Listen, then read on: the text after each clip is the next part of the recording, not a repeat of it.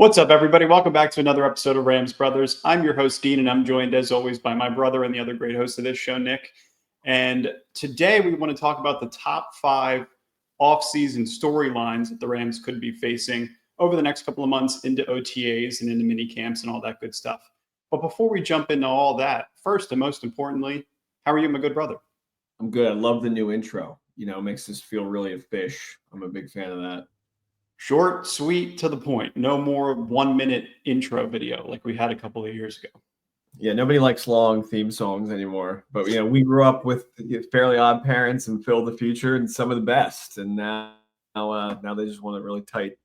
Yeah, we condensed it. So for the top 5 storylines that I feel like the Rams are going to be facing, not only now, but in the next couple of months, I know there's a lot of conversation about Jaylen Ramsey right now. And whether you want him, whether you don't want him back, that's totally up to you, but we can understand both sides of the equation, right? So we'll play a little bit of why we feel like Jaylen Ramsey could potentially be back with the Rams and maybe why not, and why some people would potentially disagree with the idea. But number one, top storyline of the offseason is Jaylen Ramsey. So I think what's so interesting about Jaylen Ramsey, this situation, is like where there's smoke, there's fire. Where there's fire, there's flames, right? So in the words of Dr. Dre, that's what happens in this world, right? In every situation that's related to the Rams, when the smoke starts to come out via social media, via the people that are close to the organization, it seems like there's some reality to the situation. And I feel like Jaylen Ramsey is potentially open to the idea, and it seems like the Miami Dolphins are already trying to figure out a way to move off of Jaylen Ramsey. And you saw it before the draft. So this is via Albert Breer. He said a trade of cornerback Jaylen Ramsey to the Rams would potentially require Dolphins to pay a portion of his $24.2 million guaranteed salary. So, for example, if the Rams paid a portion of that, and I do think that they could pay that a portion of it, so if they paid 20%, it nets out to roughly $4.8 million. So maybe you send out a 2026 sixth-round pick to sweeten the deal. Maybe you get Hunter Long to sign some footballs for some Dolphins fans, whatever you got to do to lock the deal in. So the team cap space that we're looking at right now for the Rams is roughly $19.8 million. So this is, you have to take into consideration too, like once the Cooper Kupp news is official, they said they were going to designate him for a post-June 1 cut, then there's going to be some more salary cap available. And that's not taking into consideration other things that they could potentially do to increase the salary cap. So are you open to the idea? I think one of the reasons why we feel like we should be open to the idea is we remember Darius Williams. He's the largest cap hit on defense for the Los Angeles Rams this season. It's like $9.5 million. But their passing DVOA last year in 2024 was 15.9, which was good for 27th overall. So there's room to improve, especially in the secondary. And we know the better you make your defensive line, the more pressure it takes off the linebackers and the guys in the secondary. So what is your opinion? I mean, do you want him back? I feel like I want Rams fans to chime in, but I want to hear what you have to say about Ramsey. Getting Jaylen Ramsey is a all-in type of move. And I feel like that's where they believe that they are right now. And I think that's where the Dolphins thought they were at that moment. And they brought him on. They paid him a lot of money, and he was like, great. And now I feel like they're kind of pulling back, and they're like, we may have to restructure a lot of things to get to the position that we thought we could be at. So dumping him off, I'd imagine there are other teams that are looking for Jaylen Ramsey, but everything I hear online, like you said, smoke and fire, is associated with the Rams. So it feels like this is like a already kind of a done deal. They're just like working out like where exactly, like what picks need to be thrown in, how much of the salary the Rams are going to have to be taking on. I mean, to me, I think it's a great fit.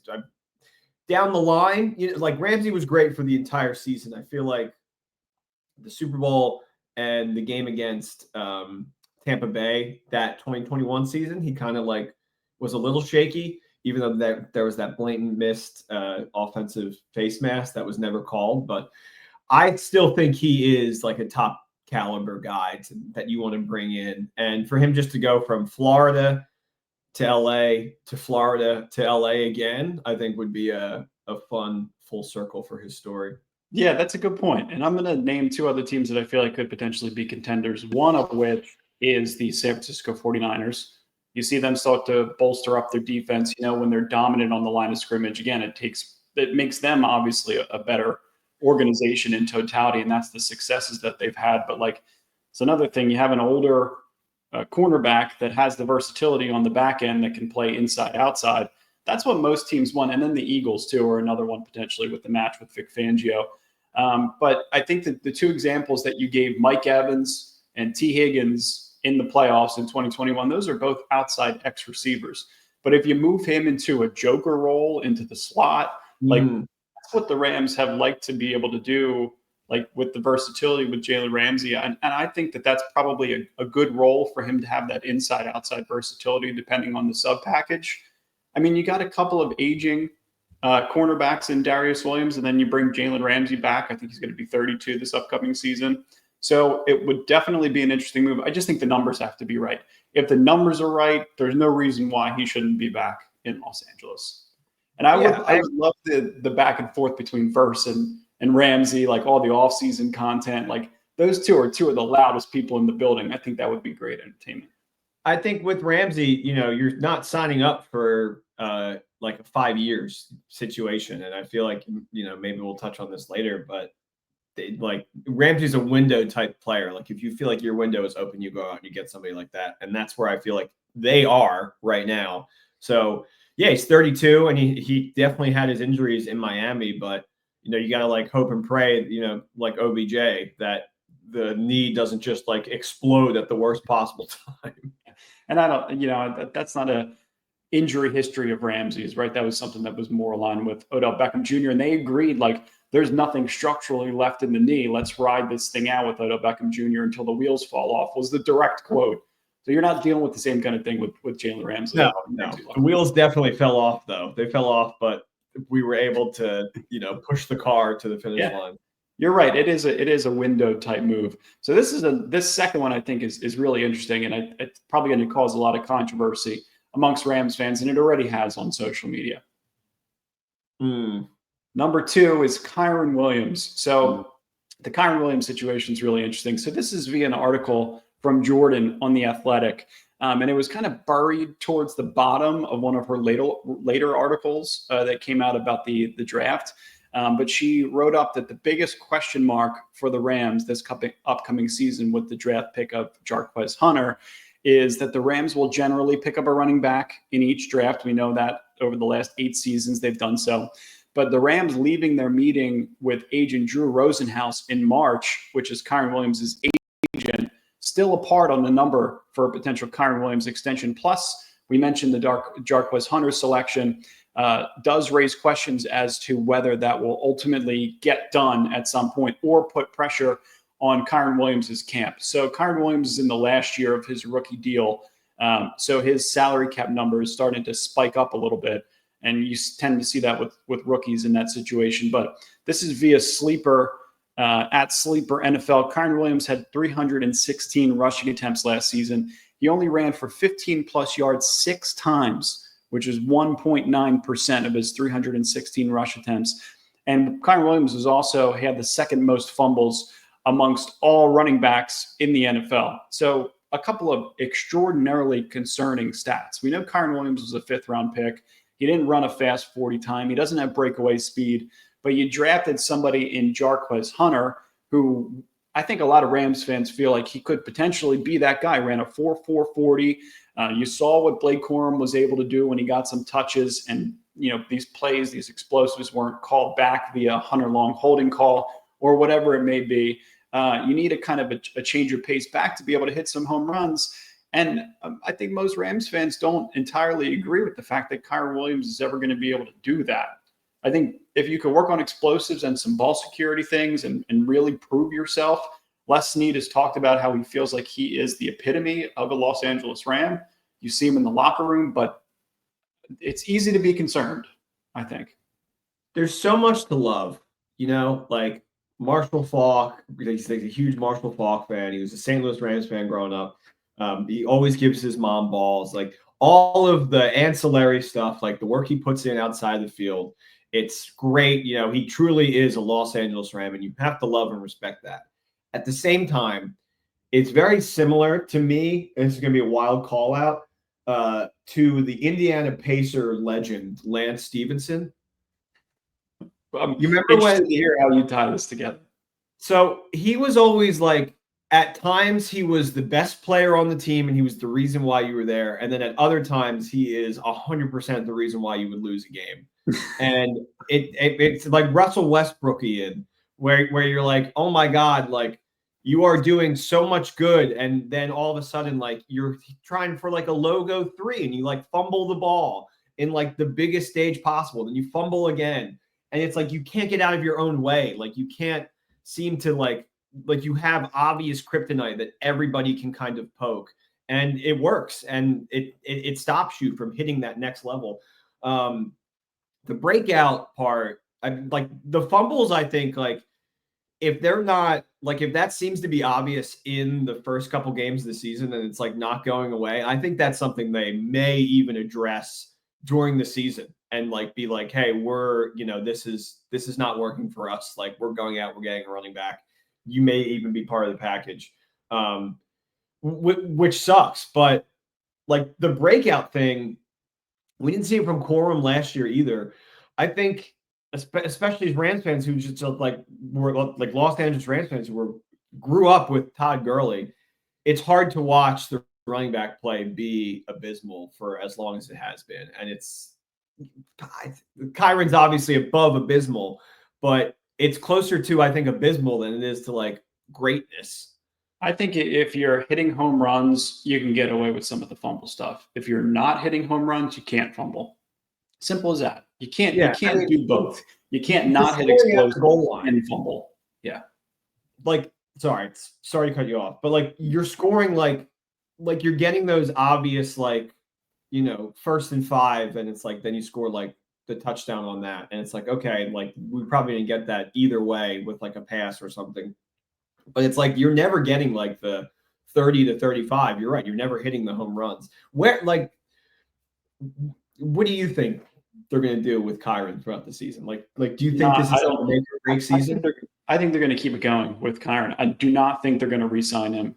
I don't, especially if the numbers are far apart. Like they're going to let him go seek a deal in free agency would be my expectation. And you drafted 2 running backs, and you're probably going to draft another one next year. And that's how you fill the room. That's how you continue to do so. Like you mentioned in the last episode, the receivers in the lottery, this lottery example that you gave, they hit on. And with the running back position, they're probably eventually going to do the same. And they'll probably have some more capital next year to do it. So I do not think he's going to be back with the Rams next year. Yeah. Yeah, I agree with that. Yeah, it's going to be interesting. The next one we got for you guys.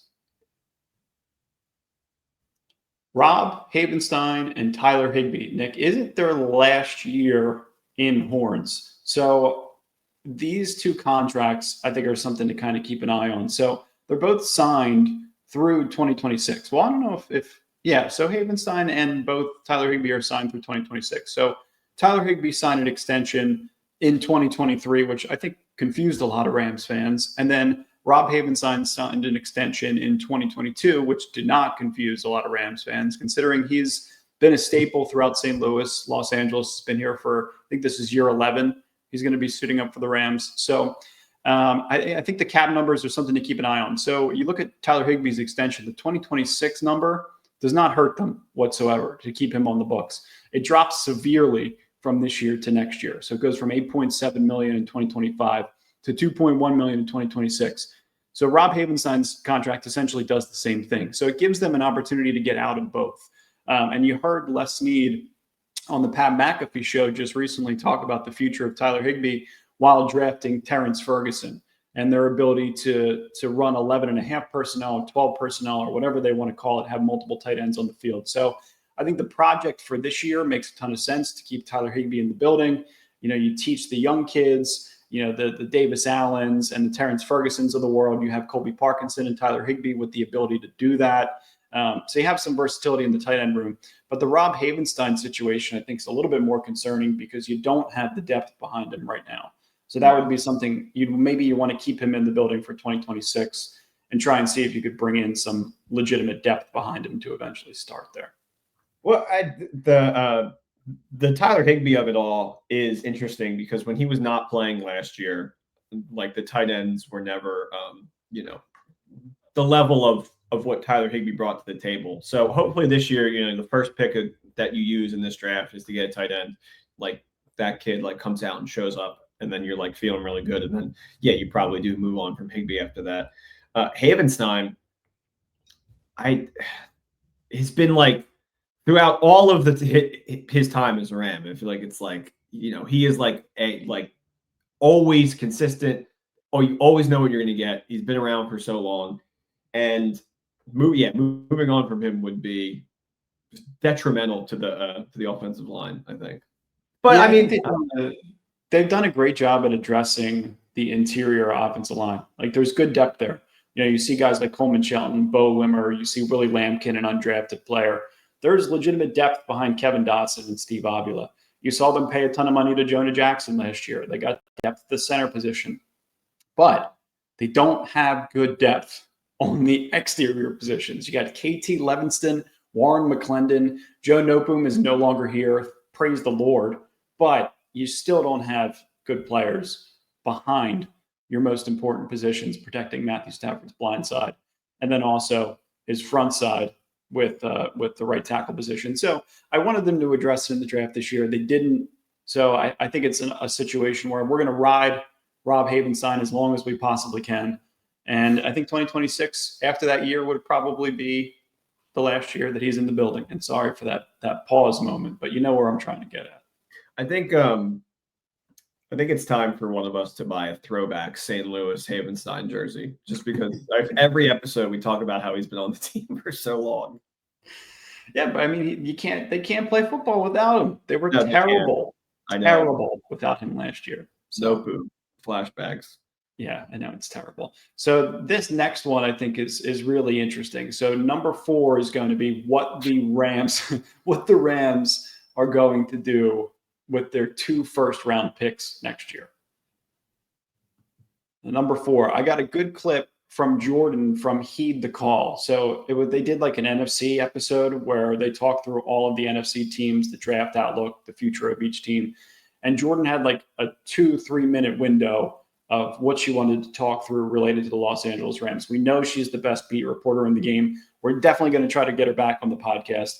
But here's a good clip from this episode showcasing what she feels like are both situations that the Rams could potentially do in the 2026 draft, or even before that. Jordan's going to talk about the Rams. Okay, so I actually want to offer 2 slightly different counterpoints to the idea that the Rams are loading up specifically to go after a quarterback in the 2026 draft.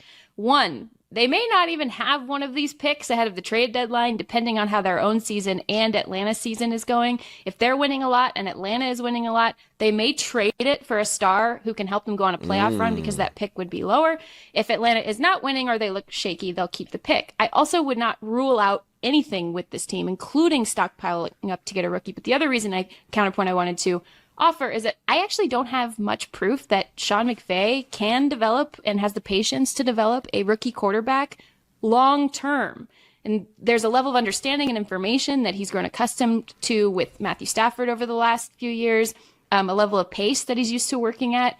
And it'll be tough to be the guy who comes after Stafford, and there are only a few who could actually legitimately do it. So I don't think it's actually out of the realm of possibility that they look at a post-Matthew Stafford world with a player that's currently in the league and potentially stockpiling those picks to trade for said player. In the offseason, the Rams think they fixed their run defense, signing Poona Ford, Ty Hamilton, a draft pick will back him up. And also, I say this every year, but folks, this might really be the year. More 12 personnel. I do think they're going to do it in that 11.5 personnel fashion with Terrence Ferguson, who was Sean McVay's favorite player in the draft this year, that they would have drafted at 26 if Atlanta hadn't have come up and traded with them. A couple of other teams also wanted to come up and get a quarterback. I'm going over. I know that. It'll still be 11.5 personnel, but I think Terrence Ferguson is going to play more of that like power slot role that they love to run their defense through in the past. So what are your thoughts on that? Potentially moving some of those draft picks to get a veteran quarterback versus moving up in the draft and drafting a Drew Aller or an Arch Manning or a Nussmeier from LSU. Like, what are your thoughts there? And I guess it depends on what happens this season. If they feel like they could make a move, if Atlanta's really struggling, to be able to trade and keep the window open for this year. Shout out Jordan. Jordan's the best. That clip alone, I thought was just fantastic. We love Jordan on Rams Bros the pod. I couldn't agree more in the sentiment that McVay has zero patience for developing a quarterback, because I mean, he threw Jared Goff out the door. The young Jared Goff brought him to a Super Bowl, and he was like, "You're not it, man. Like, you are done. You can go play in Detroit on a terrible team with a knee-biting coach, and that's probably the end of your story." And as we've seen, it was not the end of his story. And he's, first round starter for like a really good team now. And I mean, unless it's literally Arch Manning, I don't think he's going to bring in like a Jackson Dart type, like a kid that's or like a Justin Fields type, and be like, okay, let's work with what you have. Like, maybe you got some legs, but you don't have the ability to push the ball downfield. Let's figure it out. I just feel like when you have Sean McVay and Snead as your coach, Snead as your GM, McVay the coach, you're always thinking about going all in. I think that's their mentality. It's like they literally just want to be a team that can consistently compete for a Super Bowl, no matter what. The best position to start with that is the quarterback position. So I totally agree. Like, I feel like we're more likely to bring in like a Sam Darnold type next year, or somebody that they can trust, as opposed to, unless it's literally Arch Manning, to move forward with. Yeah, I totally get it. I'm thinking along the lines of like a Joe Burrow, a Kyler Murray, somebody along those lines, where you could really, trade to be able to set up life post Matthew Stafford, make it a little bit easier on the coach. I understand it from a patience perspective, right? Because if he was patient, they probably would have drafted Jalen Milroe. And I think Seattle drafted him right after the Rams had their draft pick, I think in the 3rd or 4th round, whatever it was. I don't know if, I don't believe that he has the patience to be able to do so. It's the one thing that you feel like maybe is a negative towards Sean McVay is he's never truly developed a rookie quarterback. Yeah. Jared Goff was in the building before Sean McVay even got there. It was Jeff Fisher's draft pick. It was like, I'm going to come in and I'm going to work with what I have, and I'm going to build the offense around that. But Matthew Stafford comes in and makes your life so much easier from a pre-snap perspective, from a play calling perspective, everything. How you wanted to build your team allowed you to be able to make some risky moves because you knew you had such stability at the quarterback position. So, right. And such an interesting. A lot of that is the reps that Stafford put in over the years. He has all of that. Like, he's played football for how many years was he in Detroit? 8 years before he came up? Yeah, Longer. 10 something. I don't know. Yeah, I think it's one of the more interesting conversations, because there's a lot of offseason conversation about bring in Justin Fields, bring in Sam Darnold, bring in Aaron Rodgers. That some of that makes sense, some of it doesn't. But whatever Sean McVay does, I think it would be more along the lines of trying to trade for a veteran that he feels like could run their system appropriately. Burrow is the type of guy where if it's really not going well in Cincinnati, he could legitimately be like, I don't want to play here anymore. You know what I mean? If it's another, it doesn't look like they really addressed their defense that much in the draft. If it's more of that, and it's putting up 38 points to win 38-37 every week for him, he's probably going to get pissed off. And I mean, that would be crazy if we brought in a Joe Burrow. But it would be insane. It would be one of the best things that ever happened to the organization, for sure. It would probably have to be both first-round picks, Rams and Atlanta next year, on top of a 2026 first-round pick or something like that. Or 27, 28. I mean, you'd have to go through the next. It would have to be similar to the Matthew Stafford trade for Jared Goff, I would think. Yeah. You'd have to really move a lot of draft capital. You'd have to move the world to be able to bring him in. So that would be insanely risky. But for a player like that, I could see it happening. So the last one, I'm going to flash this graphic before we get there. Do you feel like the Rams could potentially win the Super Bowl again? I think there's a potential world where it could happen. This is our number 5 storyline. And, you look at the odds, you look at the chances to win the division, you hear Jordan's comments, you talk about Jaylen Ramsey, you talk about the future of Matthew Stafford, the new contract that he just signed, all the details just came out. Do you feel like this team could win the Super Bowl this year, honestly? Yeah, I do. I look around the NFC and you're like, okay, who were the 2 teams in the NFC Championship? The Eagles, who we gave a run for our money, and the Commanders. And I mean, the Lions definitely got banged up on defense, but they're still the Lions. You know what I mean? Like, even though they kind of own us, the Bills have their own bugaboos. And then it's like the Ravens as well. It's like they can't get past these Chiefs who don't really didn't look that great all last year.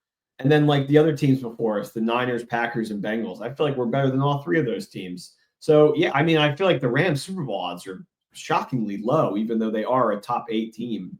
But I mean, the DraftKings has them as a top 10 team, so they're 10th overall at plus 2,200 to win the Super Bowl in 2026. So, like you mentioned, the NFC teams ahead of them, the Eagles, the Commanders, the Lions, the Niners, and the Packers. So DraftKings has the Rams as the 6th best odds amongst the NFC teams to win the Super Bowl, which, yeah, I think to your point, what have the Packers done for me recently? They got bounced in the first round to the Eagles. The Rams, I felt like, put on more of a battle than the Packers did. Same with the Commanders. The Niners haven't won the Super Bowl in 30 friggin' years. And the Lions were all banged up towards the end of last year with no Super Bowl rings in their trophy case. So I think Rams Eagles in the NFC Championship is a very real scenario. Oh my God. Give me Rams Lions NFC Championship, please. That's that would be that's just like popcorn. I think everybody would be like, yeah, for that. Yeah, I do too. And these are the odds for the division right now. So why San Francisco is the favorite to win the division and plus 145 is beyond me. But the Rams are starting to creep up. I think it opened up at like plus 275. And the Niners were like minus 110. So the bridge is starting to bridge itself a little bit. Everything's getting a little bit closer. And I think like the Rams at plus 190, good value. The Rams at plus 2,200 to win the Super Bowl, really good value. Especially for the division. And our win total is over. It's like 9.5. I know we have a first place schedule, but I think people are really underestimating Devontae Adams of it all, because like you're bringing him in, and then you have Puka as well. Like the Adams. I love that. It's hilarious. The Cup last year was not the Cooper Cup that we know and love as Rams fans. Cup, we love you. You were not that guy last year. You know what I mean? Like, yes, we trusted you down the stretch. You had a couple great catches in that divisional round, but you weren't the same. And to bring in Devontae Adams on top of Puka, I think is going to be huge. Because it's going to be which one? It's like pick your poison. I love the versatility to be able to be in 12 personnel with 2 tight ends. So say Terrence Ferguson and Tyler Higbee are on the field at the same time. Then your 2 receivers are Devontae Adams and Puka Nacua. If you're in 11 personnel, you got Tyler Higbee on the field, who's coming into the season healthy. Then you got Tutu Atwell, Devontae, and Puka at your 3 receiver positions. So the versatility with what they could do, I think, is going to be insanely exciting. And it's just how do you put your offense, or how do you put your defense together in a way that allows you to guard that much personnel on a given series? So to be able to throw as many curveballs, sliders, cutters in that single series, to be able to push the ball downfield and get as many explosives as you can, I just think their offense is going to be much improved versus where it was at last year. Yeah. I mean, we saw them stall a lot on offense last year. And the thing that kept driving me crazy was we allocated so much money to the offense, and our defense is the only reason we're in these games, and we're losing games to Chicago because we're getting to the red zone and we're kicking field goals, and we're like, what are we doing?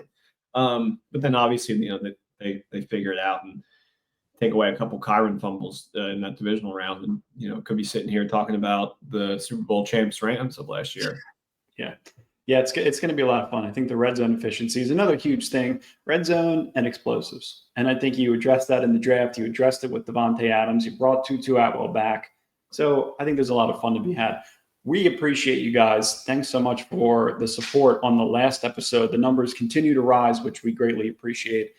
Hope you guys tune into this one. Hope you guys like, subscribe, leave your comments. If you feel like there's any more storylines that need to be addressed over the next couple of months, please leave them in the comments below. Let us know your thoughts. Like and subscribe. And as always, go Rams. Go Rams. I hope you liked this edition of Dean and Nick in the morning. Cheers. Peace.